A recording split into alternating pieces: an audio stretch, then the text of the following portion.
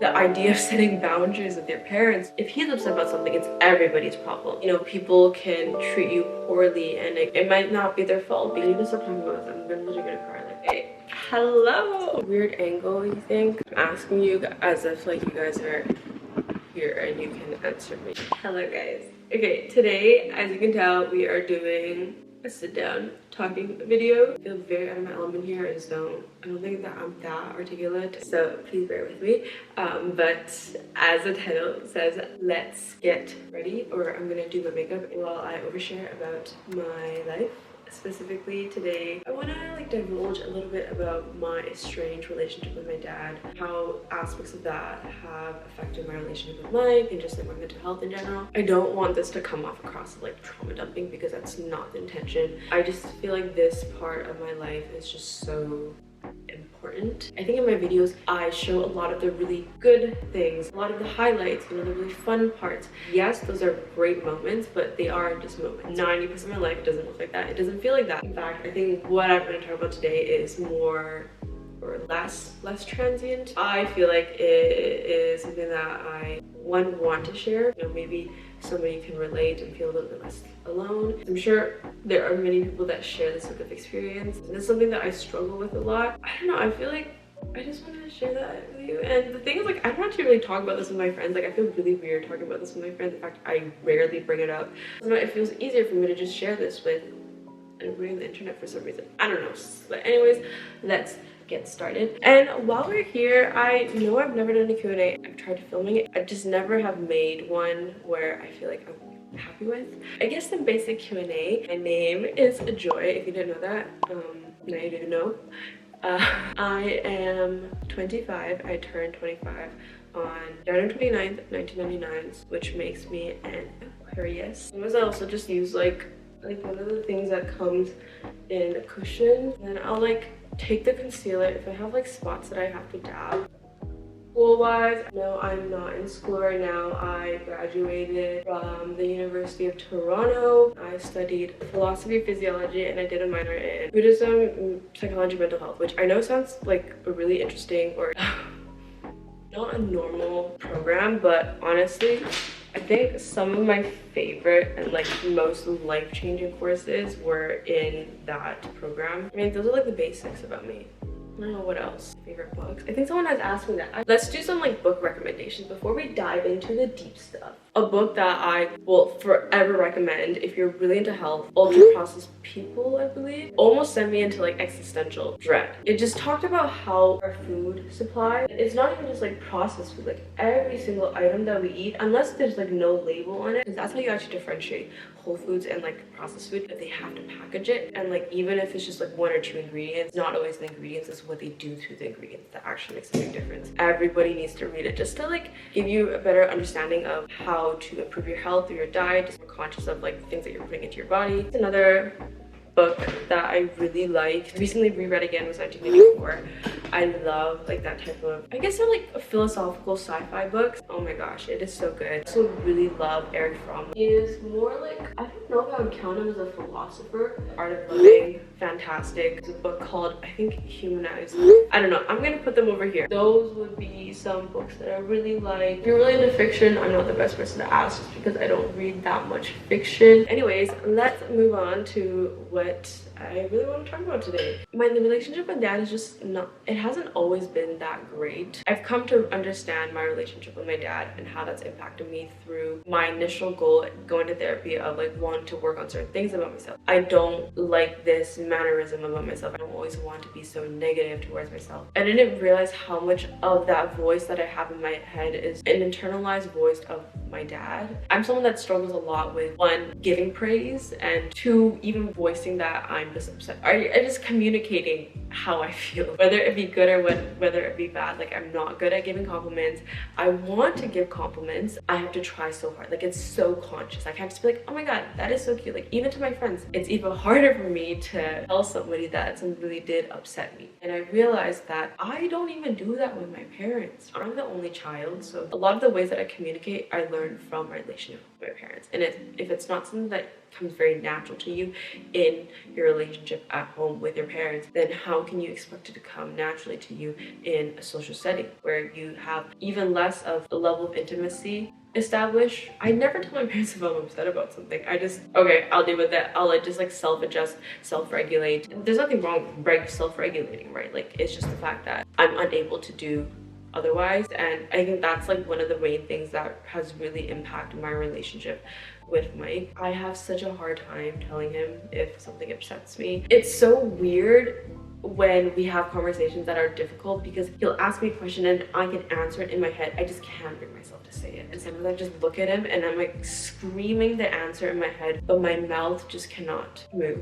and let myself vocalize it. Another thing is like people-pleasing tendencies. I just have this way of existing where I feel like a lot of the value that I bring is just how can I be of service to people? How can I help people? How can I make other people's lives more convenient, and often at the expense of my own? I realize that it's because of this lack of boundary in my relationship with my parents. Like if my parents ever need anything, they just like let me know, either like right before or like the day of. There's like no respect for my personal time. Whatever they need me to do should trump everything, because that's the only thing that I've ever known. It's never like crossed my mind that the idea of setting boundaries with your parents, like the idea of having this sort of communication with your parents where you can tell them like, hey, can you respect my time? And that's also something that Mike and I had disagreements about. And I think when it first came up, I was like, why can't you just like stop doing what you're doing and help me, because I would totally do that for you. That was my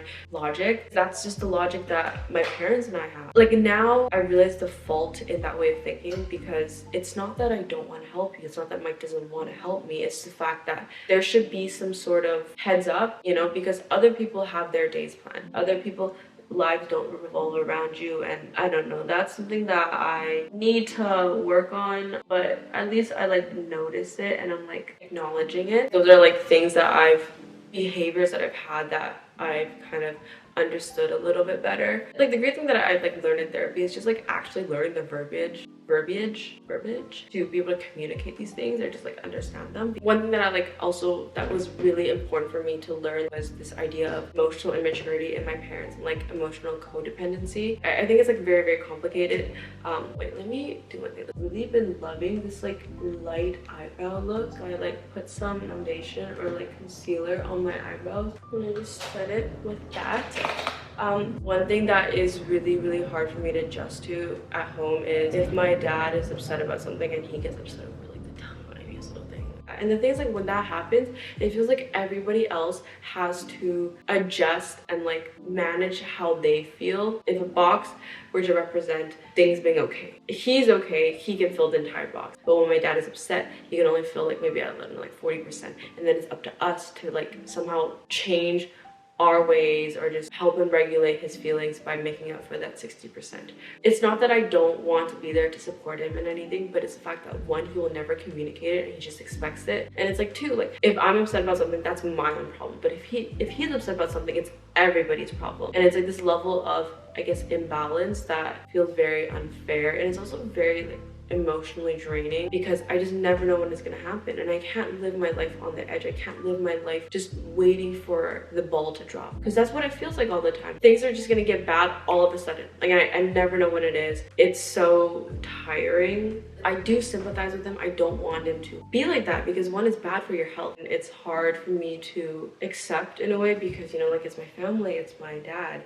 I guess like the biggest thing with even just like learning all this and just understanding it, the thing about a lot of immigrant households, or at least specifically Asian cultures, Asian families, because in our culture the idea of you need to respect your elders is a very important hierarchy. When we go against whatever our parents say or whatever they want, it's like we're faulting them. Such a cardinal sin, and specifically I guess Chinese culture, but I think also just like East Asian in general, to like fault the elders is just like the worst thing in the world. When we have these thoughts or just like even view our parents as like somebody that has caused us hurt or like pain or grief, it feels like we're faulting them in a way, and it's really, really hard to deal with that. And I think that's why such intense feelings of guilt and shame come up for me. And I think that's like the hardest part, because I can know all these things, but accepting them is also a very different story. And I think even just like understanding that people can treat you poorly, and it might not be their fault because they genuinely didn't know. And that's the thing with my dad. Like, I don't think he'll ever learn this. Like, he's never gonna go to therapy. For me, I just have to either accept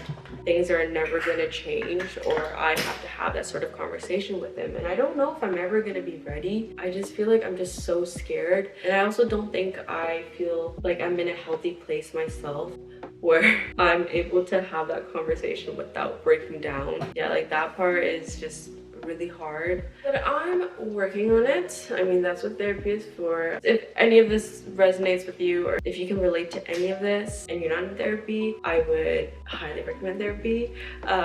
Hearing this makes me feel a little bit less alone. I'm very happy that you feel that way, because I don't want to share this with my friends because I feel some sort of embarrassment and also shame. Like, it feels like I'm speaking ill of, or like my dad at least, and I don't want to do that. But I know that this is common, you know, among East Asian households. It's just I don't want to open up, but I do want people to open up to me. It's fine, at least I have my mom, and I'm like forever grateful. And like sometimes I don't know why I do this. Every once in a while I'm like, oh my god, what if my mom dies? Like, there's no reason for me to think that. I just do that for some reason, and I'm like, why the fuck are you doing that? Like, you're literally torturing yourself. But yeah, that's about it.